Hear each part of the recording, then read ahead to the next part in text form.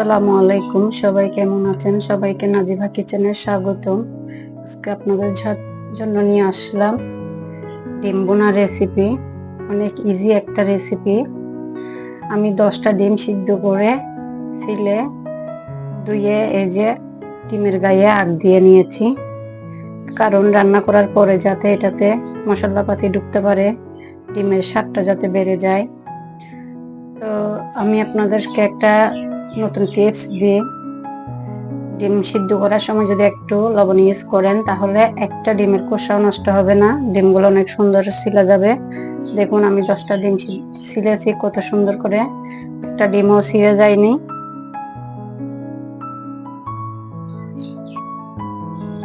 তো আমি এখন ডিমের মধ্যে একটু হলুদ গুঁড়া দিয়ে দিচ্ছি, একটু মরিচের লবণ দিয়ে দিচ্ছি, দিয়ে একটু মাখিয়ে নিব। হলুদ আর লবণ দিয়ে ডিমগুলো একটু মাখিয়ে নিয়েছি। এখন ডিমগুলো ভেজে নিব।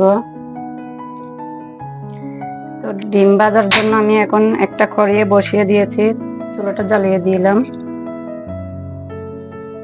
এখন দিয়ে দিচ্ছি তেল, ডিমটা ভেজে নিব। তেলটা গরম হয়ে গিয়েছে, এখন দিয়ে দিচ্ছি ডিমগুলো। বিসমিল্লাহ। সবগুলো ডিম দিয়ে ভেজে নিব, 2 মিনিট ভেজে নিব। এত কড়াকড়ি ভাজার কোনো দরকার নেই। ডিমগুলো আমি এখন একটু নেড়ে দিচ্ছি।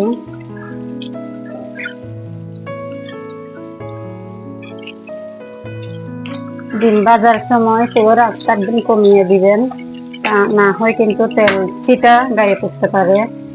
অনেক সাবধানে ডিম কিন্তু ভাজতে হবে। এখন আমি ডিমগুলো উঠিয়ে নিব। আমি 2 মিনিট করে ভেজে নিয়েছি ডিমগুলো। দেখুন কত সুন্দর কালার আসছে। সবগুলো ডিম উঠিয়ে নিয়েছি।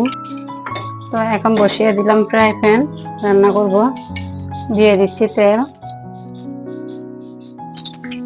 আমি অল্প করে দিয়ে দিচ্ছি পেঁয়াজ কুচি, কারণ আমি পেঁয়াজ বাটা ব্যবহার করব। পেঁয়াজটা একটু লালচে করে ভেজে নিব।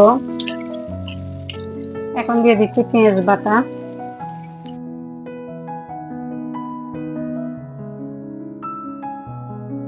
আমি আদার পাউডার, রসুনের পাউডার দিয়ে দিলাম। এখন পেঁয়াজ রসুন আদা ভালো করে কষিয়ে নিব, যতক্ষণ পর্যন্ত না কাঁচা গন্ধটা চলে যায়।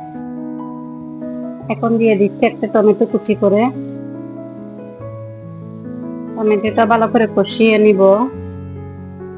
1 চামচ মরিচের গুঁড়া দিয়ে দিচ্ছি, 1/2 চামচ হলুদের গুঁড়া দিয়ে দিচ্ছি, পরিমাণ মতো লবণ দিয়ে দিচ্ছি, একটু গরম মশলার গুঁড়া দিয়ে দিচ্ছি, একটু পানি দিয়ে দিচ্ছি, না হয় নিচে লেগে যেতে পারে।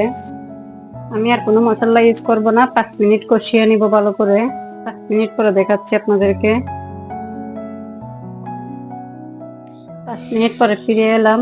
দেখুন কালারটা কেমন হয়েছে। ভালো করে কষিয়ে নিয়েছি। এখন ডিম দিয়ে দিব।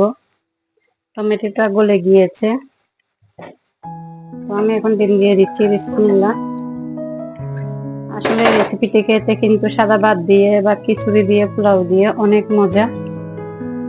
সবাই আমার ভিডিওটি দেখে যদি ভালো লেগে থাকে অবশ্যই লাইক কমেন্ট শেয়ার করে দিবেন। আরো নতুন নতুন রেসিপি পেতে হলে আপনারা সাবস্ক্রাইব করে পাশে থাকবেন। ইনশাআল্লাহ নতুন নতুন রেসিপি দেওয়ার চেষ্টা করব আপনাদেরকে।